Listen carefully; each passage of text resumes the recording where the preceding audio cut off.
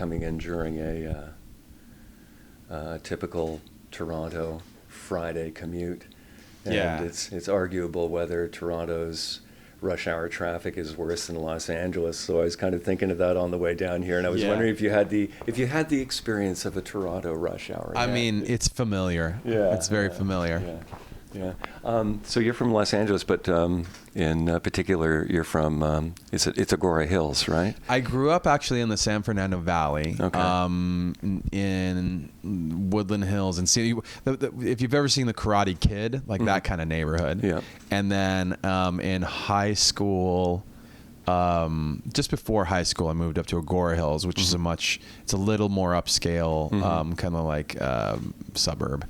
And then went to school in Pasadena, which is basically like an hour and a half southeast. So I stayed in that area, that northern part of LA, for a long time. Yeah, and Agora Hills looks like that idyllic SoCal, you know. It's it was weird for me when I moved there, because I was used to a very diverse city, in Woodland Hills and the neighboring areas. It's evenly mixed with lots of different ethnicities, and not so much in Agora.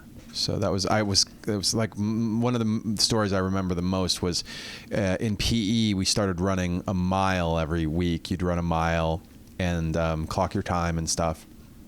And we would listen to music on our headphones, and afterwards everybody would you would finish your mile and everyone would be cooling off and asking everybody else, oh, what are you listening to? What are you listening to? And I remember the very first time I did it, I was listening to Public Enemy, and everyone was like, what are you listening to? Like Guns N' Roses, what are you listening to? Like this pop artist, whatever. And that's what everyone was listening to. And they're like, what do you listen to? I said Public Enemy, and they're like, what's that? And nobody there knew it, any rap groups at all. It was weird for me. Yeah, and it's funny because when you're growing up, you're kind of defined by the kind of music that you listen to. Yeah. So you're kind of alienating yourself almost right out of the gate by saying you're listening to real street music from Compton. In reality, what happens is that, just like with anything, you find your people that way. Like, I eventually found other people who listened to the types of music I did, and then it was the differences in what we listened to that informed one another. So I had one of my best friends who I actually started this band with. He and we both loved a lot of the same groups, but he was introducing me to more guitar-based music. So he introduced me to Rage Against the Machine and Red Hot Chili Peppers and Nirvana and Pearl Jam, and I introduced him to Biggie and Tupac and Mobb Deep and Wu-Tang and stuff like that. And then a new genre was born. That's basically how it started, yeah. So the reason you're in town is because of the birth, kind of like a new beginning. And after today, you're ramping up to support the new record, which is called Post-Traumatic. Is this the kind of thing that requires a lot of mental prep, or is it just a fabric of your job? There's some prep that goes on for me, just because I want to make sure, one of the questions I had to ask myself was, do you want to do interviews? Do you want to draw any boundaries on those interviews? If you get asked certain questions about specific things about your experiences with Chester, how do you want to answer those things? And those things, just because I number one, I want to be cautious about my own stamina and mental health, and also I want to make sure that I'm respectful. I should say I want to do my best to be respectful to his legacy, to his wife and the kids, and to all my bandmates and friends. Yeah. So Post-Traumatic is the name of the record. Yeah. And to everyone familiar with the events of the last year, there's obviously a theme to it. So was the project inspired by the tragedy, or did it just force its way in? Well, a year ago, after Chester passed, I was afraid to leave my house. I was afraid to listen to our music. I was afraid to get to even touch an instrument. All those things just felt tainted, And I was asking myself, like, is this over? Do I even play music anymore? And so on. Obviously, the fans, if you were paying attention at the time, the fans were so moved and hurt and confused and also so wonderful to us. Like, they were so supportive, and they held tributes and vigils. They painted graffiti murals all over the world, and staged their own mini concerts where they sang our stuff, raised money for our charities. So that really, I thought that stuff in part kind of like got me going a little bit. And whenever I'm really dealing with something difficult, I turn to art. I turned to creating stuff. So I was painting, I was drawing, I was making, well, at first I was just jamming. I was just like playing guitar, playing keyboard and piano. Then I started making some like little tracks and beats and things. And then inevitably those inspired words. The thing I challenged myself with from the beginning, that was probably the most important thing.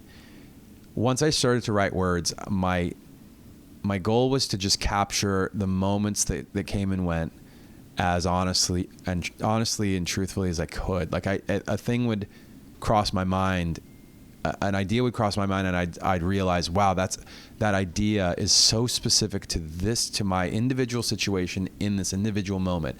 And if I write it into a verse right now, and even just record it right now, I'll probably capture this moment before it disappears. Yeah, absolutely. That chapter is kind of like just a big bomb going off, and you find yourself trying to crawl out of the hole. Yeah. And there's one consistent thread also through everything that you've done, and that's collaboration, and that's probably a saving grace to help you pull yourself out a little faster. Well, I think actually I would say the collaborations were an important element, and I really enjoyed them. And I would also say that the real driving force, like the thing I couldn't have done without, is the hope that started to seep into the record. As I went along, like, there was a shift from looking backwards to looking forward.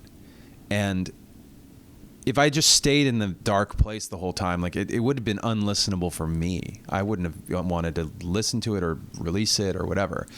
But before anybody heard anything, when I released some stuff in January, as early as like November, I was already starting to feel like, okay, we got past the tribute show. We got past, the funeral and all of these things that you have to do. And I mean, we didn't have to do the tribute show, but we wanted to. And now it's time to, like, we've got some closure. It's time to look forward and say, what do we do? What do I do next? And since I was writing all this stuff that was very personal, it dawned on me that the right thing to do was to release it as an individual, as opposed to any part of anything that sounded like a group.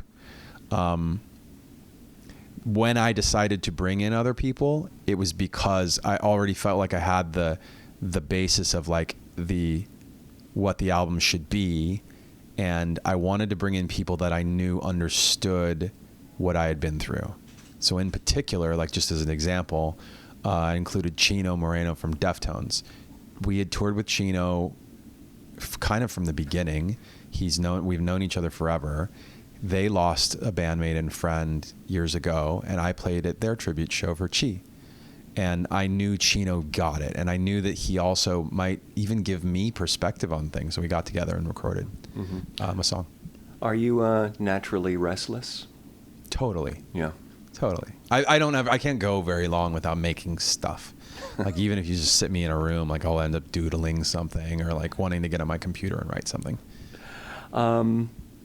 You met Chester through a record company contact, and a guy who would eventually. He was kind of he was a friend of a friend, like our attorney's friend, who happened to also be an attorney. Okay. So, and that guy he had done a lot of business in Arizona, where Chester was from. He said, I heard this kid on the radio, and he's in a local band, but that band broke up. And I followed him because I always thought he was amazing. He's not doing anything. Yeah, and your original singer didn't work out. You were looking for a new singer. What was the aha moment? When did you realize that this was the guy?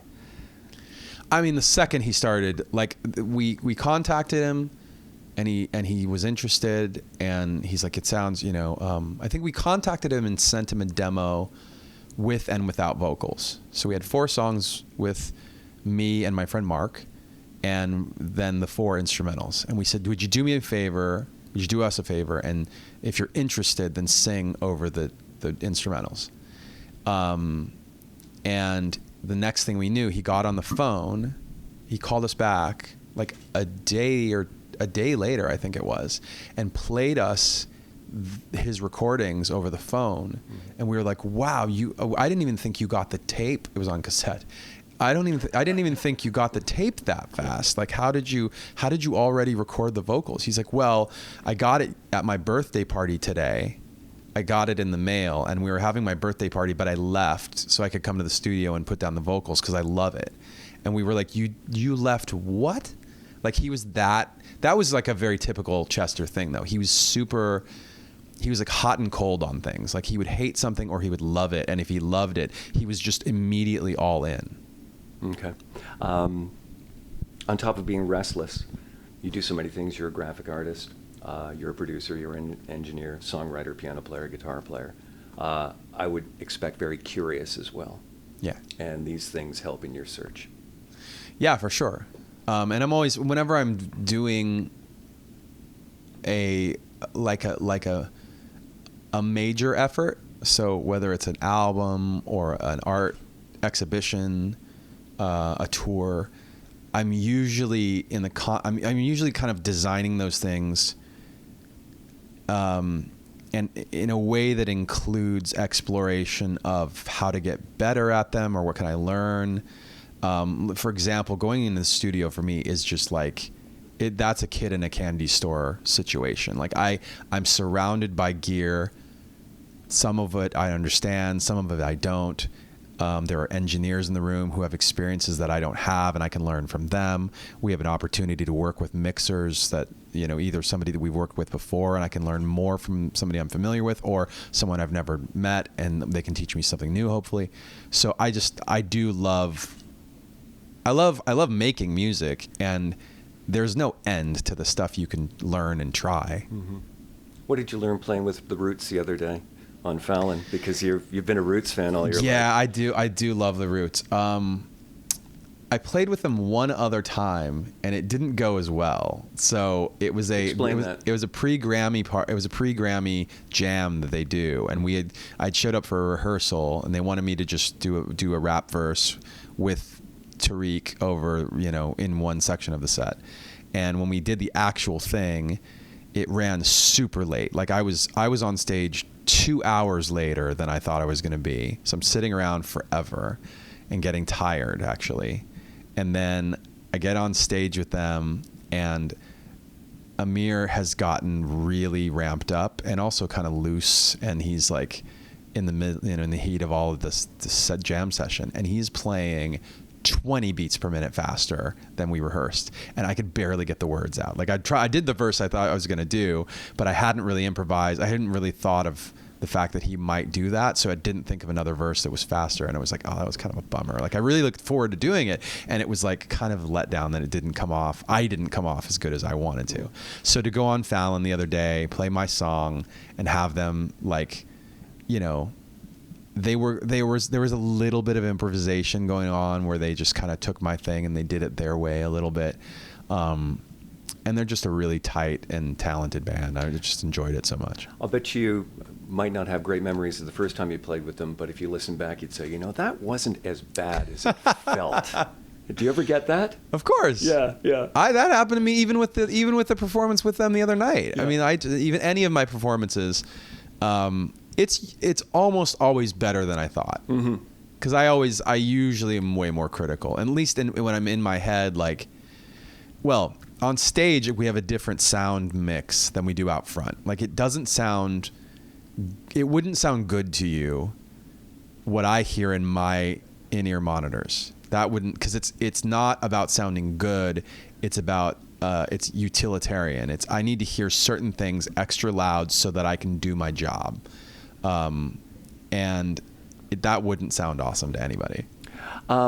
First off, how's your hearing? Better than average. What? Better than average. Yeah. I actually got it tested. I wanted to get scuba certified at one point. Okay. Which I did, but then I never went scuba diving again. So I got scuba certified and didn't get the PADI certified. But as part of that, they got to check your ears. And the guy said, he said, "What do you do again?" And I said, "I play music." He's like, "That's fascinating. You're in the like, we like to see like, whatever percentage of or less of hearing loss." And I would have guessed you had like double that much. And you're in the highest, you've got very little hearing loss. Good genes or good care? Care. Yeah, exactly. Back to roots for 1 second. Yeah. Describe to me what makes Questlove's groove so deep. Magic? Yeah. God-given talent? I don't know. And hard work. He's got, they say 10,000 hours makes you an expert at something. He's probably got 50,000. Yep. So there's that. But he's also like, if you listen back from the first record, like the production, the kinds of like break beats that he's always kind of created. It's more than just there's a production element that makes it sound a certain way, and then there's just the playing. And he and the band are great. He in particular as a band leader is just a really great it's kind of player. like Keith Richards, it's that open E tuning, but when he strums that thing, you can hear the 30 million hours. There's just something about the way he does it that's just so ingrained, and it's he's in the instrument's in him, like an extension of himself. You're a third generation Japanese American. Your grandparents spent part of World War II in Japanese internment camps. Correct. President Trump's recent immigration policies are bringing back those darker memories. I feel like we just started a different interview. Yeah. Well, we're just kind of shifting around. Okay. We've only got about a minute left. No. He's not shutting you down. He's not shutting you down. Go ahead. Thank you.